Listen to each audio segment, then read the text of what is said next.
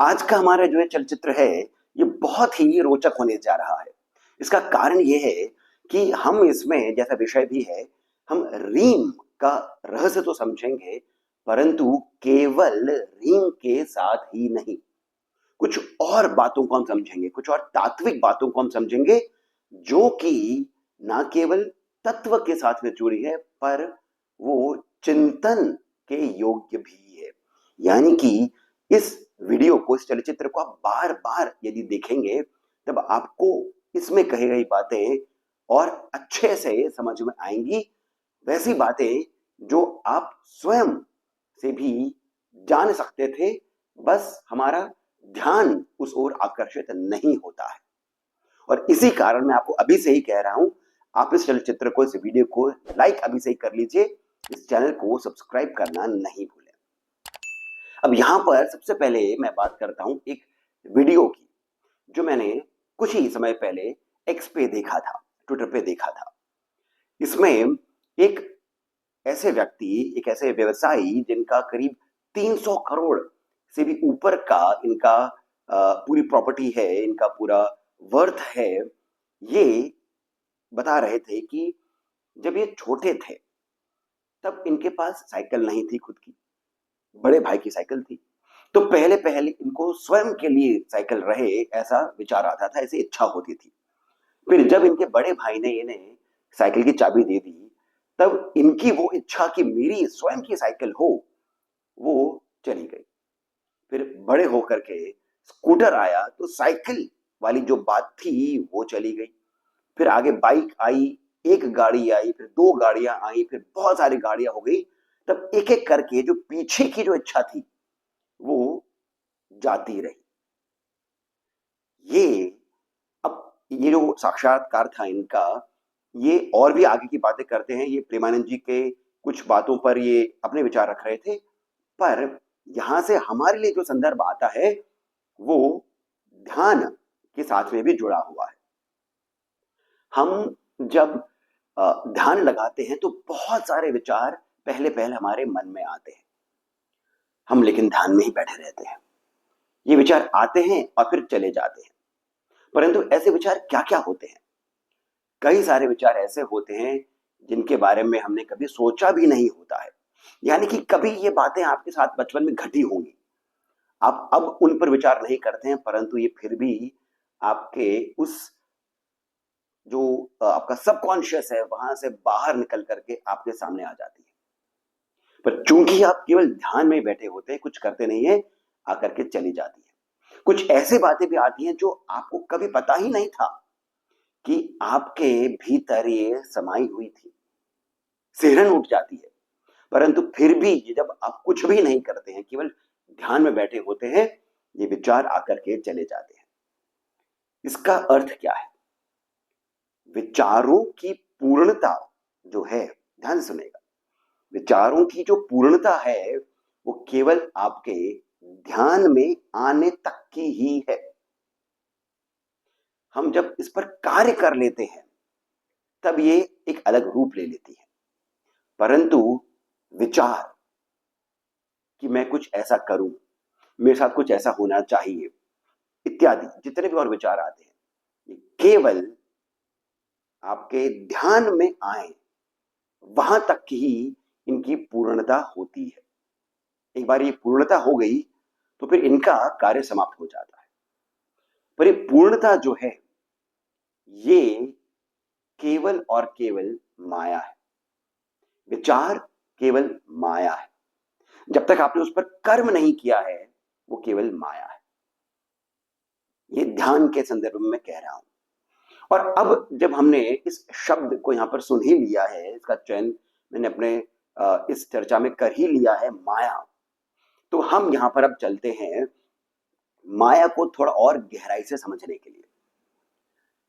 जब हम किसी आकर्षक व्यक्ति को देखते हैं, तब उसके आकर्षण का एक कारण उसके कपड़े भी होते हैं।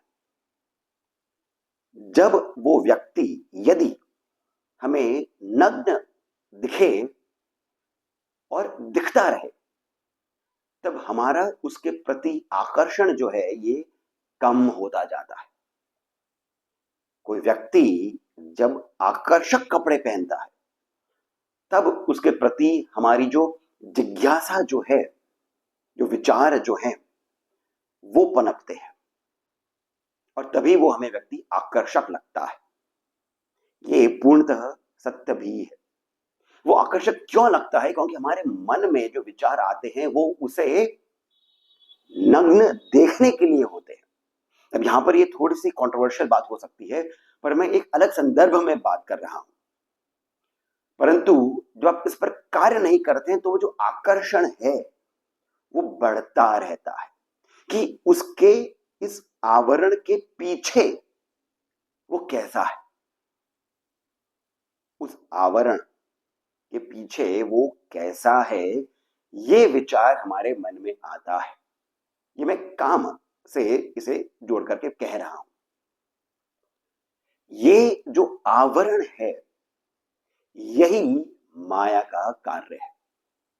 ये उसी प्रकार से जुड़ा हुआ है जिस प्रकार से हमने बात करी अभी विचारों की, कि जब तक आप उस पर कार्य नहीं कर रहे हैं विचार की पूर्णता केवल वहीं तक है। ये वही बात है जो वो व्यक्ति जिनके बारे में मैंने कहा, जिनका वीडियो देखा, उन्होंने कहा कि वो इनको जब प्राप्त हो गई तो अब वो प्राप्य वस्तु जो है जिसको आपको प्राप्त करना है उसके प्रति आकर्षण समाप्त हो गया। परंतु माया के अंदर हमारा ये जो शरीर है, इस पर जो त्वचा है, ये वही माया है। किसी का मुख बड़ा सुंदर सा आकर्षक सा लगता है, उसका चेहरा, किसी का शरीर बहुत आकर्षक लगता है, परंतु उस शरीर के अंदर हमारे जो ऑर्गन्स हैं वो कैसे चल रहे हैं, उसमें कितना कीचड़ है, नहीं है, इस पर हमारा ध्यान नहीं जाता है। वो व्यक्ति आकर्षक लगता है, परंतु उसकी उसी त्वचा के भीतर उसकी जो जो नसें इत्यादि हैं उसमें कुछ ब्लॉकेड है, नहीं है, वो कैसा है, उस पर हमारा ध्यान नहीं जाता है। यही माया का कार्य होता है, आवरण। क्योंकि यदि ये आवरण नहीं हो तो हमारा इस संसार के प्रति आकर्षण नहीं रहेगा। इस पर थोड़ा सा विचार करना आवश्यक है। यदि ये आवरण नहीं हो, ये आवरण है जिसके ही कारण हम इस माया में खिंचे हुए रहते हैं। अब माया की जब हम बात कर रहे हैं तो यहां पर ही अब हम बात करेंगे माया बीज रीम की। इसका रहस्य क्या है और ये सारी बातें कैसे जुड़ी हुई है? जैसे मैंने पहले भी कहा, आरंभ में कहा था इस चलचित्र के, कि कुछ बातें जो रीम से नहीं है उनके साथ में हम रीम का रहस्य समझेंगे। हम जब वर्णमाला को देखते हैं उसमें स्वर और व्यंजन दोनों आते हैं। जो प्रणव कहे जाते हैं उसमें दो प्रणव ही आते हैं, एक है ओम और दूसरा शक्ति प्रणव रीम। रीम ही क्यों है, इस पर जब हम विचार करेंगे तब हमें इसकी गहराई और अधिक समझ में आएगी।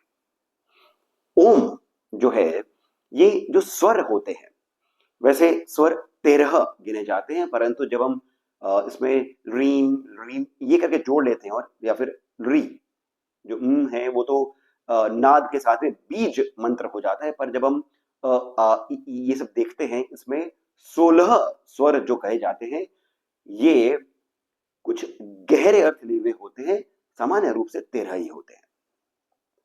इसमें जब हम आ ऐसा देखते हैं और बीच में ई आ जाता है, अ आ ई उ, इसमें ओम जो आता है उसका पहला जो शब्द आता है, जो ध्वनि आती है, वो होता है। फिर बाद में ओम ऐसे करके आता है। परंतु ये प्रणव है, पहला स्वर जो है, जो एक सहज अवस्था में, सामान्य अवस्था में पहला स्वर हम जो निकालते हैं, एक बालक जो पहला स्वर निकालता है वो होता है। तो इसी कारण जो ओम है वो प्रणव कहा जाता है। ओम के प्रणव होने के और भी बहुत सारे गहरे रहस्य हैं जिसके बारे में हमने इसी चैनल पर बहुत सारे वीडियो चलचित्र करे हैं। पर हमारा यहाँ का विषय अभी रीम है। अब ये जो स्वर जो 16 हैं, ये एक और चीज के साथ में जुड़े हैं, और वो है जो 16 कलाएं होती हैं। चंद्रमा की 16 कलाएं भगवती ललिता त्रिपुरा सुंदरी के साथ में भी जो उनका षोडशी स्वरूप है, वहां पर भी 16 का एक बहुत गहरा तात्विक रहस्य आता है। अब हम यहां से चलते हैं एक और बात को समझने के लिए कि जितने भी बीज मंत्र हम देखते हैं सिवाय एक के, वो सब के सब व्यंजन होते हैं। क्लीम, श्रीम, श्रौम, ये सभी सभी के सभी व्यंजन हैं, केवल एक व्यंजन नहीं, और वो है ये जो एम है। इसी कारण ये सरस्वती का, वागेश्वरी का बीज मंत्र आ जाता है, क्योंकि ये स्वर है। स्वर से ही संपूर्ण जगत बना है, ब्रह्मांड बना है। ये जो माया है ये इसी से बनी है। इसी कारण जो स्वर होते हैं उसका जो अंतिम है एम, वो भी इसी कारण से आता है। उसे पहले का सब कुछ उस ही में समाया हुआ है, एम के ही भीतर। परंतु फिर भी मैं कह रहा हूं हमारा विषय एम भी नहीं है। पर यहां पर मैं आपको कुछ कुछ जो बातें बता करके छोड़ रहा हूं, इस पर आप स्वयं भी चिंतन करेगा, स्वयं भी आप इस पर अध्ययन करेगा। अब हम फिर से चलते हैं रीम पर। रीम व्यंजन के अंदर अंतिम अक्षर आता है। क्षत्रज्ञ ये जो आते हैं ये संयुक्त होकर के आते हैं, परंतु जब हम इसे जैसे क ख ग घ होता है वैसा जब हम देखते हैं तो फिर ह जो है ये अंतिम आता है। ह के अंतिम आने का और फिर इसके रीम बनने का जो रहस्य है वो यही है कि ये माया बीज है। माया बीज से हम ये समझते हैं कि संपूर्ण माया जो है वो हमें प्राप्त हो जाएगी रीम के साथ, परंतु ठीक इसका विपरीत होता है। ह अंतिम है, इसका अर्थ ये है कि जितना कुछ भी प्राप्य है वो सब रीम के ही भीतर समाया हुआ है। वो जो माया है, वो जो आवरण है, हमने जितने भी अभी बातें करी थी, वो वीडियो की या फिर त्वचा की, आकर्षण की, जितनी बातें करी थी, ये सभी जो है माया के भीतर छुपा हुआ है। रीम इसी कारण हमारा जो ह अंतिम व्यंजन है उसी के साथ में उसी को अपने अंदर सब कुछ समाहित करके शक्ति का ये बीज बनता है। पर अब यहां पर थोड़ा और गहराई में उतरते हैं कि बीज जो होता है वो क्या है। कहानी बीज की, रहस्य बीज का वहां तक ही नहीं रहता है कि आपने बीज को समझ लिया है। बीज को समझने का अर्थ यह है कि बीज में स्वयं में कुछ भी नहीं है, परंतु पूरा वृक्ष बीज से ही निकलता है। तो देखा जाए तो बीज में वृक्ष तो नहीं होता है, परंतु बीज में वो सारे गुण होते हैं, वो सारे तत्व होते हैं जिससे कि वृक्ष बनता है। यानी कि जब हम इस रीम बीज को समझ लेते हैं, फिर इस ही से और फिर इस ही के बाद जो वृक्ष निकलता है वो आपके अध्यात्म का वृक्ष होता है। इससे पहले सारे पुरुषार्थ होते हैं, धर्म, अर्थ, काम, मोक्ष। इसी की पूर्ति जो है वो ह तक हो जाती है। कितना सुंदर है। क ख ग घ च छ ज छ, ये सारे जो अक्षर हैं जिससे पूरा ब्रह्मांड बना है, हमारी सभी प्राप्य वस्तु, विषय, व्यक्ति, ये सभी कुछ इसी व्यंजन में आ जाता है। आपको जो भी चाहिए, जो भी आपकी इच्छा है, सब, सभी का शब्द, सभी का आरंभ इन्हीं व्यंजनों के साथ होता है, इन्हीं के भीतर होता है। ह तक, ह तक आप पहुंच गए, यानी कि धर्म, अर्थ, काम, मोक्ष। मोक्ष भी इच्छा ही है। जब आप ह तक पहुंच गए, इस बीज को आपने पानी दिया, इतना पानी दिया कि अब इसमें से कोपल फूट पड़ी। यहीं पर ही कुंडलिनी जागरण की भी बात हम समझ सकते हैं, क्योंकि इसके बाद जो आता है उसमें पुरुषार्थ की भी आवश्यकता नहीं है, इसके बाद में व्यंजन स्वर की आवश्यकता नहीं है। ब्रह्मांड के रहस्यों को समझ करके ही हम ब्रह्मांड के पार जा सकते हैं। ये जो महामाया का, परा अंबा का जो रचा हुआ ये जो ब्रह्मांड है, इसकी जो माया है, जो महामाया की माया है, जब हम इसको समझ लेते हैं, प्राप्त कर लेते हैं, जी लेते हैं, जी करके मन भर जाता है, तब और तब ही हम ह्रीम बीज का रहस्य समझ सकते हैं। अन्यथा कोई भी बीज मंत्र आप भले ही, मैंने भी सिद्ध कुंजिका स्तोत्र का जब चलचित्र किया था उसमें मैंने अर्थ बताए थे, परंतु वो भी मेरा ही अल्प ज्ञान है, वो भी केवल बस बातें हैं, क्योंकि बीज के अंदर क्या चलता है वो कोई नहीं समझ सकता है। इसी कारण ये कहा जाता है कि जो रीम है या फिर जो शक्ति है वो आपको चारों पुरुषार्थ प्राप्त करवा सकती है। यही भगवती ललिता त्रिपुरा सुंदरी है, और इसी कारण इन्हीं के बारे में कहा जाता है कि धर्म अर्थ काम मोक्ष केवल यही है जो आपको सभी कुछ प्राप्त करवा करके तुरीय अवस्था तक भी ले जा सकती है। और इसी कारण जब हम पंचदशी जो मंत्र है इनका, हसकलह रीम, सकलह रीम, ऐसा जो पंचदशी जो मंत्र आता है उसके एक एक जो कूट हैं, शक्ति कूट हो गया है या फिर वाग्भव कूट हो गया है, इसमें रीम आता है। पूर्ति, पूर्णता, पूर्णता एक बार आपने अनुभव में कर ली है, फिर पूर्ण करने के लिए कुछ और नहीं है, आप केवल स्वयं के साथ ही होते हैं। यही फिर अद्वैत और फिर विशिष्ट अद्वैत, इस प्रकार से ये आगे के हमारे जो सिद्धांत हैं ये आगे की बातें चलती है। रीम सब कुछ प्राप्त करने के बाद ही हम इसको समझ सकते हैं। इसी कारण जितने भी स्तोत्र होते हैं, मंत्र होते हैं, इनके जो फलश्रुति इत्यादि होती है उसमें यही कहा जाता है कि आपको ये प्राप्त हो जाएगा, वो प्राप्त हो जाएगा। माया है, प्राप्त हो जाएगा, परंतु यदि आप उसी में अटक गए तो फिर ह के बाद में आप आगे नहीं बढ़ पाएंगे, क्योंकि शक्ति जो है वो शब्दों से व्यक्त नहीं करी जाती है। जो परा, पश्यंती, मध्यमा, वैखरी है, इसमें परा जो है वो अव्यक्त है, व्यक्त नहीं करी जा सकती है, वो केवल अनुभव में आती है, और फिर अनुभव को भी पार करके वो केवल है, वो केवल रहती है। यही शक्ति का रहस्य है। इसी कारण शक्ति हमें दिखाई नहीं देती है, वो केवल एक रिफ्लेक्शन है। किसका रिफ्लेक्शन है? शिव का रिफ्लेक्शन शक्ति है।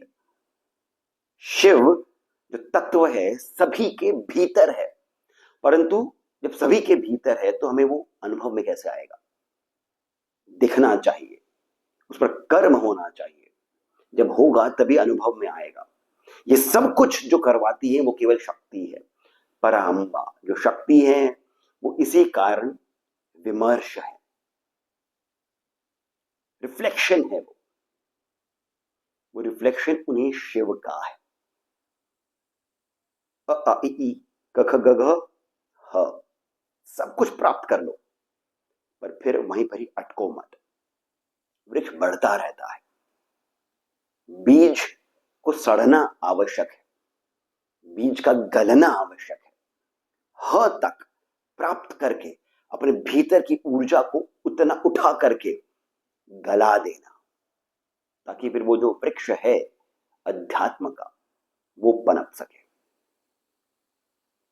आशा करता हूं कि आपको ये जो बातें हैं ये चिंतन करने योग्य लगी होंगी। मैं बारंबार अपने इस चैनल पर कहते रहता हूं कि जितनी भी बातें मैं कहता हूं उसमें मेरा स्वयं का कुछ भी नहीं है। जो बातें मैंने कही हैं इसमें यदि कुछ त्रुटि हुई है तो वो मेरी है। कुछ यदि मैंने बातें गलत बता दी होंगी तो वो भी मेरा है। जितनी बातें आपको सुंदर लगी, लाभप्रद लगी, वो सब केवल देवी है। कुछ भी तात्विक बातें हैं, सब देवी है और इसी कारण माया है। मैं आप सभी से अनुरोध कर रहा हूं कि यदि आपको ये चलचित्र सुंदर लगा हो तो इसे आप लाइक अवश्य करिए, शेयर जितनों के साथ में भी कर सकते हो अवश्य ही करिए।